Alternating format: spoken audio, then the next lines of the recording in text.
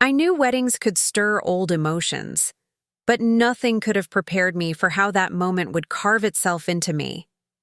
It began so innocently, with the lights dimming and the DJ inviting everyone to focus on the screen at the front of the hall. People settled into their seats, glasses clinking softly as the first tender notes of a piano melody drifted through the room. I leaned forward slightly, my hands folded together, already feeling the sting of tears because I am a sentimental woman, and I had waited for this day as eagerly as anyone else. My grandson, my sweet boy who once needed me to tie his shoes and remind him to brush his teeth, was finally getting married. I told myself I would savor every second. But I didn't expect the first crack to appear so early. The opening image was of him as a toddler, barely walking, his arms outstretched with that fearless wobble only small children have. His mother appeared, bending to steady him, her face bright and youthful. Laughter rippled through the guests. Another picture appeared, then another. His first day of school, missing his 2 front teeth, clutching a backpack nearly as big as he was. People murmured, smiling warmly at the screen. I smiled too, even though something inside me tugged softly, like a thread being pulled from a sweater. I wasn't in those photos, but that was fine. Not every memory includes everyone. I understood that. But then the slideshow continued. Birthdays, Christmas mornings, school recitals, vacations at the beach with sand clinging to their legs, and sunburns painting their cheeks pink. There were pictures I remembered clearly, moments I had been present for. I remembered handing him the blue bucket he used to collect seashells, remembered brushing the sand out of his hair afterward, laughing as he protested because he wanted to keep every grain. I remembered those things vividly, yet in the photos, it was as if I'd never been there at all. Maybe I'm coming next, I thought. Maybe they're saving my moment for something special. But the screen kept moving, the timeline stretching forward in a stream of carefully curated moments, each frame brighter and more polished than the last. There he was at 13, beaming as he held up a trophy. There he was at 16, posing next to his first car. There he was at 18, his graduation cap tilted slightly as his parents stood proudly beside him. And there I wasn't. Not once. Not in the corners. Not blurred in the background. Not even reflected faintly in glass. It was as if all the years I had spent loving him happened in some separate dimension, unseen and unacknowledged. My breath caught, but I swallowed it quietly. No one noticed the tremble in my hands. No one noticed how tightly I gripped the edge of the tablecloth. I reminded myself that the slideshow wasn't meant to hurt me. It was meant to celebrate him. But pain doesn't wait for permission. It slips in through the smallest crack and expands until it fills every hollow space inside you. As the images continued, I felt the hall shrink around me. Voices blurred. The music, sweet as it was, pressed against my chest like weight. I watched my grandson's life unfold on the screen, a life I had lived alongside him, a life I had poured so much of myself into. Yet according to those pictures, I had never existed in it. Halfway through the video, something in me crumpled in a quiet, private way. Not loudly, not dramatically, just a small internal collapse that no one could see. And it was in that fragile moment, with tears gathering against my eyelids like stubborn rain, that a thought whispered through me. Has this ever happened to you? Have you ever watched your own family forget you in front of your eyes? If you're watching this now, tell me in the comments. Where are you watching from, and have you ever felt invisible like this? I want to hear from someone who understands. The montage kept rolling, pulling everyone else deeper into nostalgia, while I drifted farther into a different kind of memory. The ones I carried, the ones no camera had ever captured. I remembered the nights I stayed awake with him when he was sick, pressing cool cloths to his forehead while his small body trembled with fever. I remembered teaching him how to tie his shoes using the loop-around method, because his fingers were too clumsy for the one his mother showed him. I remembered the Christmas when his parents were fighting so loudly that he asked to sleep in my room, curling against me until morning came. Dozens of moments that shaped him, comforted him, steadied him, yet none of them translated into a single photograph. I wondered then if that is why older women fade from family histories, not because they were absent, but because they were always the ones behind the camera, behind the errands, behind the schedules, behind the emotional labor that kept everyone else moving forward. We were the quiet scaffolding holding everything up, and scaffolding is never photographed, only the structure it supports. A laugh erupted from one of the tables behind me, warm and delighted. The guests were charmed by the photos, charmed by the story unfolding. I wanted to be charmed too. I wanted to feel joy without reservation. But the heaviness pressed deeper into me, settling with a kind of resignation I never anticipated. Then came the final image. My grandson at the altar, holding the hands of his bride. The whole room applauded. People wiped their eyes, smiling at one another with that shared softness weddings bring out in people. I clapped too, of course. I always do what is expected. But inside, I felt like someone had quietly closed a door that I didn't know I was standing in. When the lights brightened, conversation burst back to life around me. Plates clattered, heels clicked against the floor. Someone called out for champagne. I stood slowly, partly because my knees ache now, and partly because my spirit felt suddenly older, much older than my body. I slipped away from the table and walked toward the outer doors of the hall. The night air rushed over me like cold water, a strange relief. Outside, everything was still. No music, no applause, no curated memories.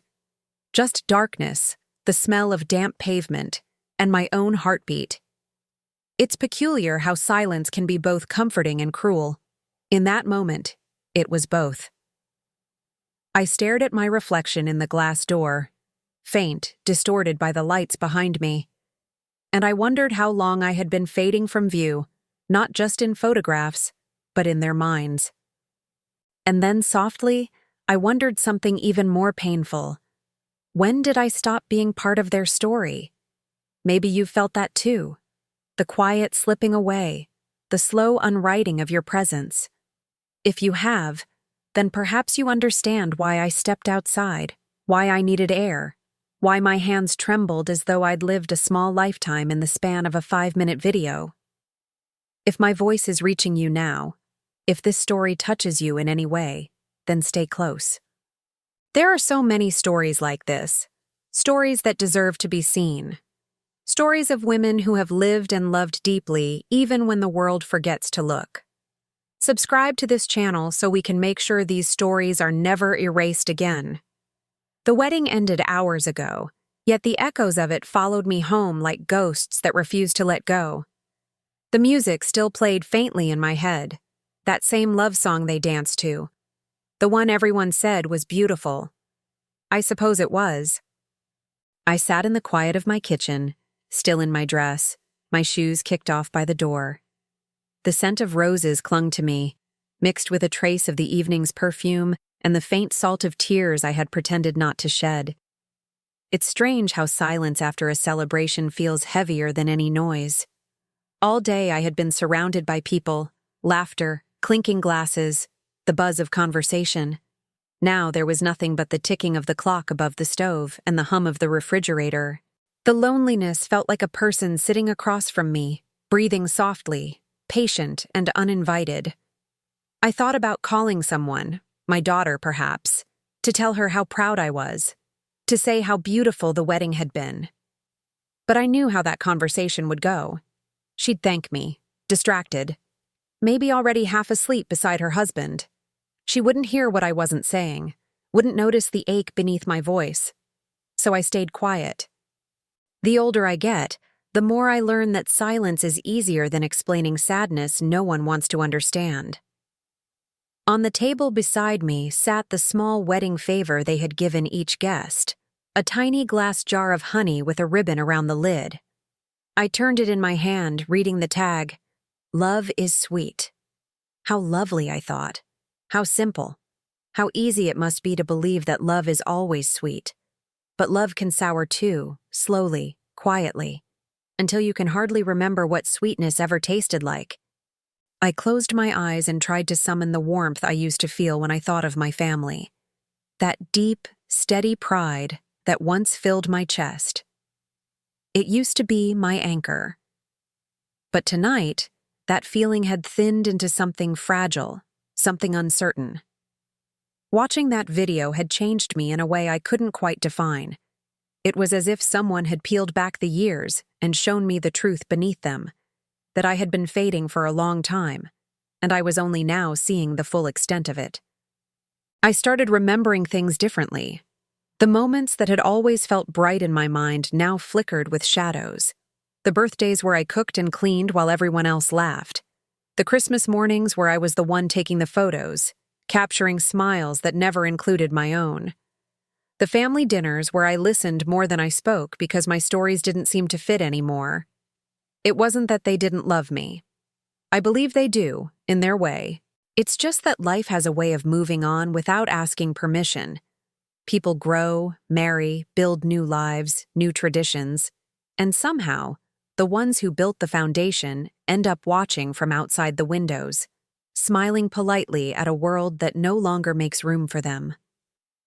I thought about the years I spent caring for my mother before she passed. I remembered how she once said to me, "One day you'll understand, dear. You'll see how quietly a woman can disappear." I had laughed back then, thinking she was being dramatic. But now I know she wasn't. It doesn't happen all at once. It happens in pieces.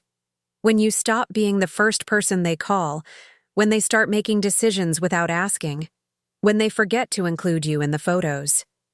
Bit by bit, your presence becomes optional. I got up and walked to the living room. The lights were still dimmed from the morning. On the shelf by the window sat dozens of framed photographs, family portraits, vacations, birthdays. My grandson was in so many of them. I lifted one from when he was about 7, standing in front of a Christmas tree, his smile wide, his hair messy. I was in that one, right beside him, my arm wrapped around his shoulders. I remembered how he had insisted on wearing that ridiculous red scarf, even though it was too hot inside. We had laughed for an hour that day. I could almost hear it again if I tried hard enough. I traced my fingertip along the edge of the frame and whispered to the photo, "You used to see me." It was such a foolish thing to say, but it slipped out anyway. The house didn't answer. There's a peculiar cruelty in realizing that the people you love most remember a version of their lives that doesn't include you.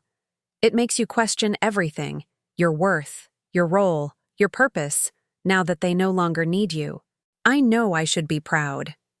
I raised strong children, kind grandchildren. They have full lives, laughter, love. That should be enough.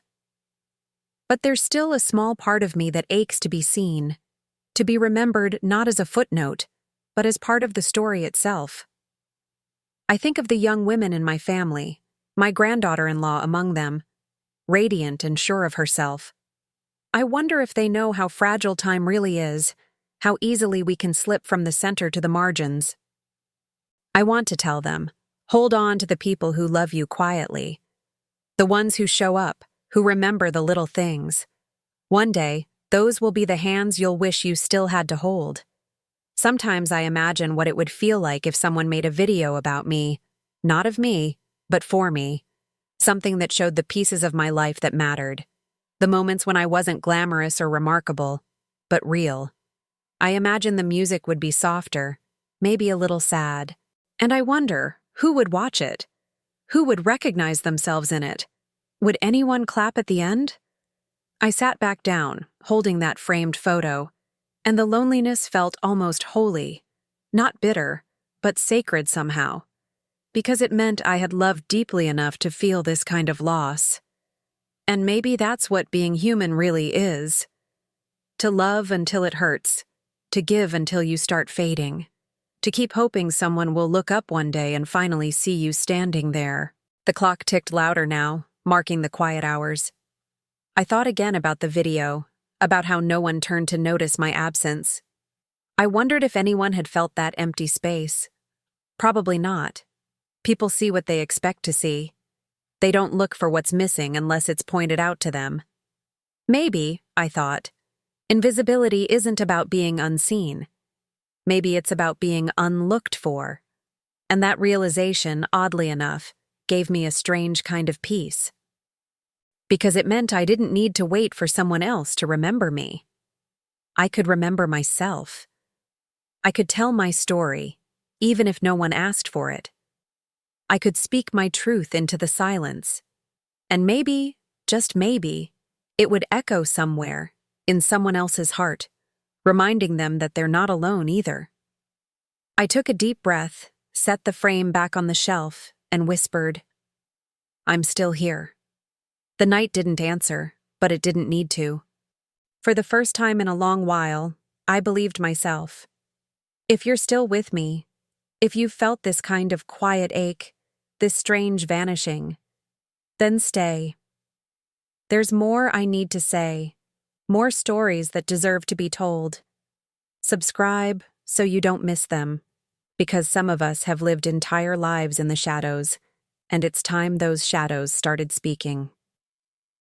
The morning after the wedding, sunlight filtered weakly through my curtains, catching the dust that drifted lazily in the air. I hadn't slept much. Every time I closed my eyes, I saw that video again. Frame after frame of a life I had lived but wasn't part of anymore. I thought perhaps sleep would dull the ache, but it didn't. The ache had become something deeper, something patient. It sat quietly with me, like a familiar companion who didn't need to speak to be understood. I made my coffee the way I always did, strong, dark, without sugar. The bitterness comforted me. It reminded me that I could still taste, still feel, still exist. The house was too quiet. I used to complain about the noise when my children were small, about the mess, about how there was never a moment of peace. Funny how time turns noise into music and silence into grief. I sat by the kitchen window, watching the street outside. A young couple walked by, holding hands, laughing softly. The woman glanced up at the man like the world began and ended with him. I smiled, remembering that feeling, when love was new, when every look was a promise, and every touch carried the weight of forever. I remembered my husband then, his warm laugh, the way he used to hum while fixing things around the house. He's been gone for years now, and yet some mornings I still catch myself listening for his footsteps. He would have known what to say about the wedding. He had a gift for putting pain into simple words that made it easier to carry. But I suppose that's what happens when we grow older. The people who knew how to hold our pain leave first, and we're left to learn how to cradle it ourselves. I thought about calling my grandson. I imagined his voice, bright and full of joy, thanking me for coming. Maybe he'd even ask what I thought of the video. And what would I say then? It was beautiful, I'd tell him, because it was. But beneath that, a truth I could never speak aloud would hum quietly. You forgot me. Instead, I stayed silent, letting the phone rest where it was.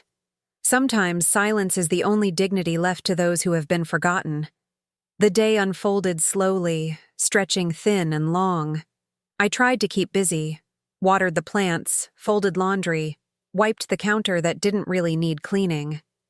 Small rituals to keep my hands moving, because stillness makes thoughts too loud. But every so often, my mind returned to that empty space in the video.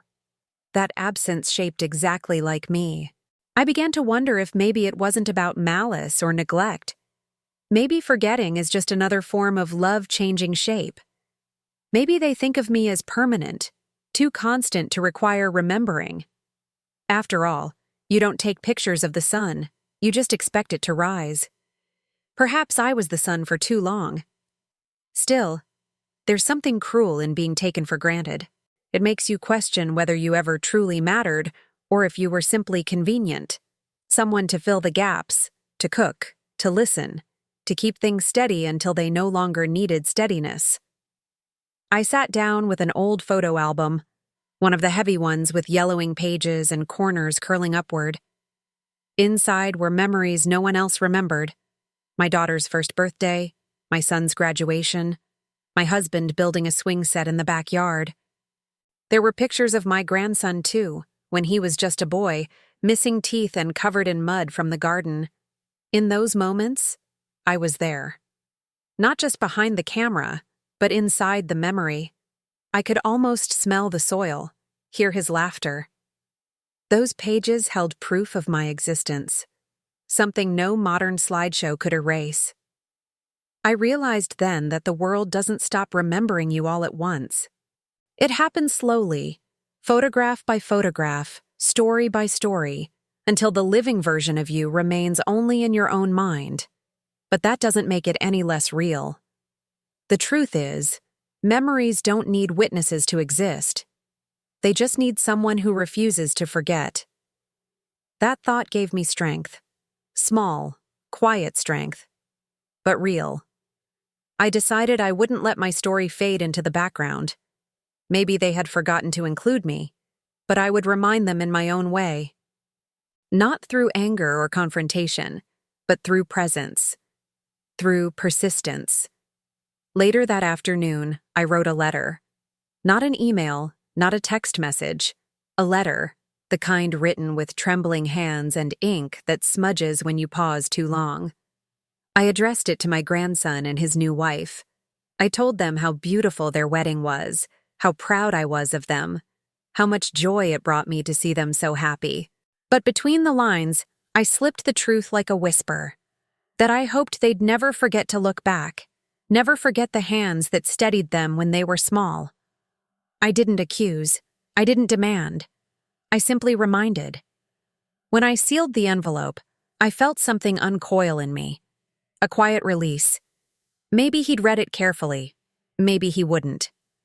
But the act of writing it mattered. It was a way of saying, I am still part of this story, whether you remember me or not. That night, as darkness fell, I lit a candle by the window, a small ritual I do sometimes when I feel lonely. It flickered softly, its light dancing against the glass. I watched it and thought about all the women like me, the mothers, grandmothers, aunts, who give and give until they begin to vanish. Maybe somewhere, one of them was lighting a candle too. Maybe our quiet flames found each other somehow, somewhere beyond what eyes can see. You see, I've come to understand that invisibility isn't always a punishment. Sometimes it's a space we must pass through to find our own voice again. For so long, I existed in service to others. Wife, mother, grandmother, caretaker. Each role precious, yes, but consuming. And now, in this quiet absence, I am being asked to remember myself not as someone something, but as my own being. It's strange how even pain can become sacred when you begin to see it clearly. I think that's what growing old truly means. Learning to turn heartbreak into wisdom, loss into language, silence into song. As I blew out the candle that night, I whispered a small prayer, not for them to remember me, but for me to remember myself. To see the woman behind the roles, the one who still dreams, still feels, still loves. And maybe that's why I'm telling you this now. Because somewhere out there, another woman might be watching, feeling that same quiet ache, wondering when her place in the story disappeared. If you are, then this is for you. Don't let them edit you out. You matter, even when the pictures forget. So stay here with me.